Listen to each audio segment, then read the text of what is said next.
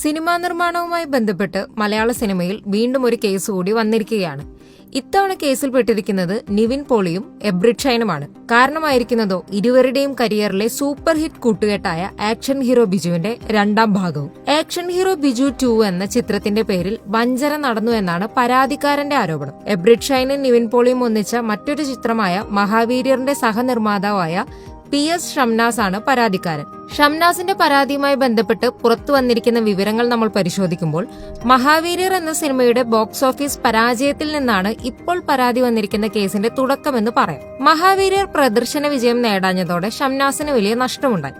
ഈ സമയത്ത് മഹാവീര്യറിന്റെ നിർമ്മാണത്തിൽ കൂടി പങ്കാളിയായ നിവിൻ പോളി നഷ്ടം നികത്താനായി 95 ലക്ഷം രൂപ നൽകാമെന്ന് ഷംനാസിന് ഉറപ്പു നൽകി. പണത്തിനു പകരം എബ്രിഡ് ഷൈനും നിവിൻ പോളിയും ഒന്നിക്കുന്ന പുതിയ ചിത്രത്തിന്റെ റൈറ്റ്സ് നൽകിക്കൊണ്ട് ഈ നഷ്ടം നികത്താമെന്ന നിർദ്ദേശമാണ് നിവിൻ പോളി മുന്നോട്ട് വെച്ചതെന്നാണ് ഷംനാസ് പറയുന്നത്. ഇതിനു പിന്നാലെ ആക്ഷൻ ഹീറോ ബിജു 2വിന്റെ റൈറ്റ്സിനായി 1,90 ലക്ഷം രൂപ ഷംനാസ് നൽകി. എന്നാൽ ഇത് മറച്ചുവെച്ച് സിനിമയുടെ വിദേശ വിതരണ അവകാശം 5 കോടി രൂപയ്ക്ക് ഗൾഫിലെ ഒരു കമ്പനിക്ക് നിവിൻ പോളിയും എബ്രിഡ് ഷൈനും നൽകിയെന്നാണ് ഷംനാസിന്റെ പരാതിയിൽ പ്രധാനമായും പറയുന്നത്. ഇതിന്റെ പേരിൽ നിവിൻ പോളിയുടെ പോളി ജൂനിയർ എന്ന കമ്പനി 2 കോടി രൂപ ഈ ഗൾഫ് കമ്പനിയിൽ നിന്ന് മുൻകൂറായി കൈപ്പറ്റിയെന്നും പരാതിയിൽ പറയുന്നു. ഇതോടെ തനിക്ക് കോടികളുടെ നഷ്ടം സംഭവിച്ചിരിക്കുകയാണ് എന്നാണ് ഷംനാസിന്റെ വാദം. ഷംനാസിന്റെ പരാതിയിൽ തലയോലപ്പറമ്പ് പോലീസ് FIR രജിസ്റ്റർ ചെയ്തിട്ടുണ്ട്. 406, 420 എന്നീ ജാമ്യമില്ലാ വകുപ്പ് പ്രകാരമാണ് കേസ് എടുത്തിരിക്കുന്നത്. പരാതിയും കേസുമെല്ലാം വാർത്തയായി വന്നതോടെ നിവിൻ പോളിയും പ്രതികരണവുമായി എത്തി.